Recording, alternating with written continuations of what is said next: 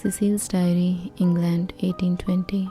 This diary belongs to Cecile Brownswood. Saturday, I can hardly wait. Tonight is my very first ball. But last night did I dream of waltz, ball gowns and glittering chandeliers? Oh no, my dreams were far less pleasant. I dreamed that my window was open and the wind was howling through. A low voice whispered, "Let me in, Cecile, invite me in." I heard myself say, "Come in," and a dark shape flew in through the window, like a black sheet flapping in the wind. A moment later, a tall man in a long black cloak was in my room. His hair was jet black, his face was very white. He leaned forward as though for a kiss, but I saw a glimpse of pointed teeth. They were about to sink into my neck. As I awoke, my hand went to my neck. Of course there was nothing there, but I've never had such a vivid dream. Saturday night. My sisters, my parents and I crammed into the coach, headed for the ball. But I wasn't very cheerful as my new bodice was laced up so tight that breathing was a challenge. I wondered how on earth I was going to dance in my stiff dress, and if there'd be anyone worth dancing with.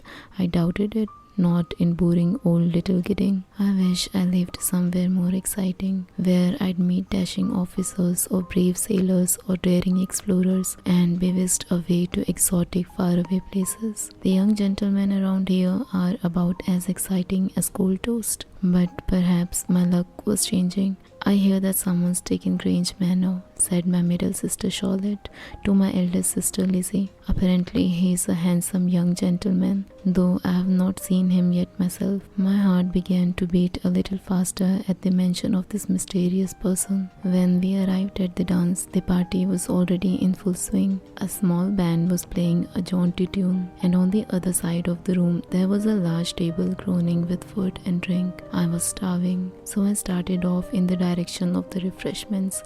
Suddenly, among the dancing couples and milling guests, I saw a face I recognized, and I could not help it. I let out a loud, unladylike gasp. It was the pale stranger from my dream. The next second, he was beside me. "May I have the pleasure of this dance?" I stared at him, unable to speak. He smiled and offered his hand to me, gazing into my eyes. Feeling dazed, I took his hand in mine. It was deathly cold. I soon discovered he was an excellent dancer. I'm used to taking dance lessons with boys who think it's funny to step on your toes, but we seemed to glide around the room, almost floating. "Who are you?" I asked, partly because I wanted to know, but also so he'd open his mouth and I could look at his teeth.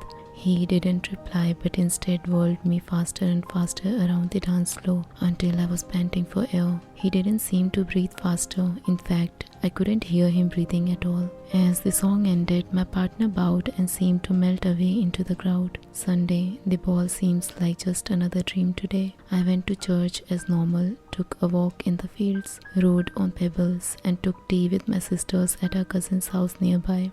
But everywhere I went, I looked for the pale young man. If he lives at the manor, surely I'll see him soon. Wednesday.